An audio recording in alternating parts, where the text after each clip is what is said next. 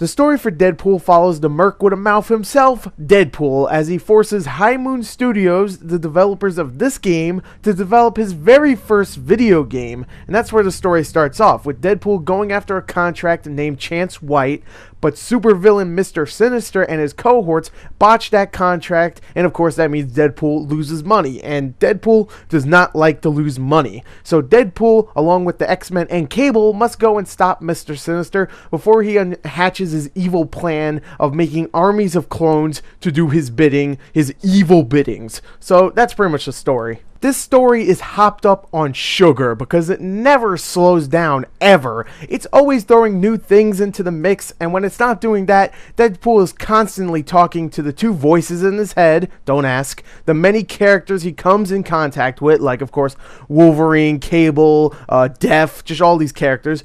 Or he'll be talking to you as a player because, of course, Deadpool breaks the fourth wall all the time. And it just always goes, it always introduces these new oddball things, or Deadpool's just constantly talking. And guess what? It is entertaining as hell. I love the story here because if you explain it, it's pretty simple, besides, of course, the whole video game aspect to it. But still, it's a simple story. But then you have Deadpool, who's just an insane character, and it just goes all over the place. It just goes into just strange places. And I absolutely love it, and I think it's a hilarious story all the way throughout. So there you go. I think the story here is freaking awesome.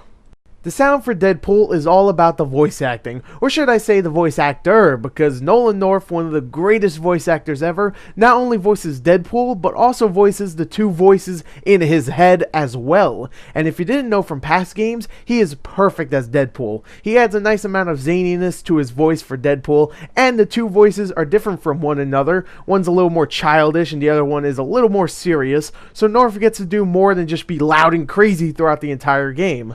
And also he gets to play off his own comedic hijinks because he's pretty much talking to himself throughout the entire game.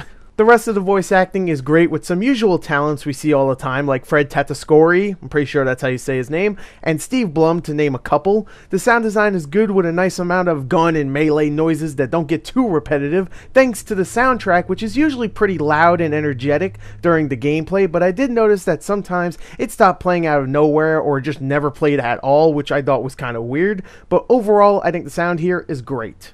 Now the graphics for Deadpool are good, but not great. The character models are plentiful and look really good, especially Deadpool, who has this really cool regenerating effect when his body gets all banged up, which reminds me of that X-Men Origins game that came out a couple years ago, which Wolverine could do the same exact thing.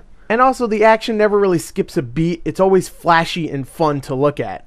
Now, environments are a mixed bag because at times they can be very inventive, fun, and ridiculous, but other times they can be so generic and bland looking. Also, I did notice some bad texturing and glitches at times, which could definitely bring down the experience for some. But overall, I still think the graphics are decent, but nothing amazing. They are definitely flawed. Now let's talk about the gameplay, and Deadpool is a beat-em-up / shoot-em-up style action game with plenty of different enemy types to fight, high combos to get, weapons to unlock, and upgrades to acquire. Now, we've played plenty of action games recently, but the off-kilter brand of humor and hilarious set pieces is what really sets Deadpool apart from the rest. Not to say the gameplay itself is bad, because it definitely is not.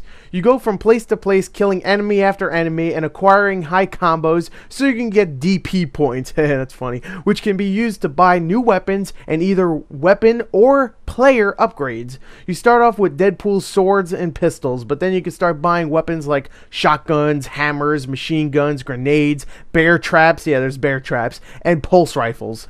Oh, and by the way, Deadpool can dual wield all of these weapons. So yes, that's right, Deadpool is such a badass he can dual wield 2 shotguns. Hell yeah. At first, the gameplay is really fun, fast, and controls nicely, but then repetition starts to follow. But luckily, this is when the game allowed me to buy new weapons, and even started to introduce more of the silly moments in the game, and from there, I was hooked. Being able to upgrade almost every single weapon you get is great, especially since it actually feels like you are making these weapons more badass with every upgrade.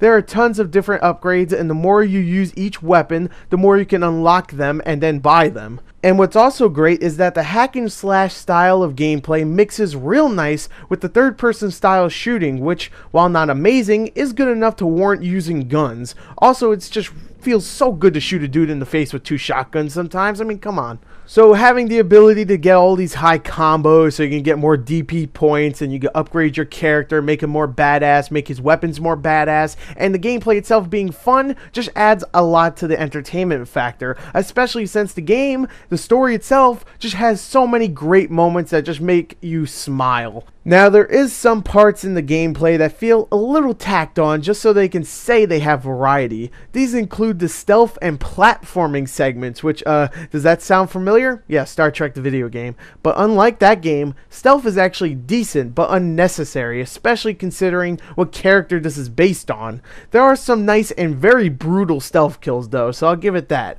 And the platforming is also decent, but the camera is what really gets in the way. Sometimes you want to jump on a platform, but you just can't because the camera is too busy doing its own thing and it's just all cumbersome.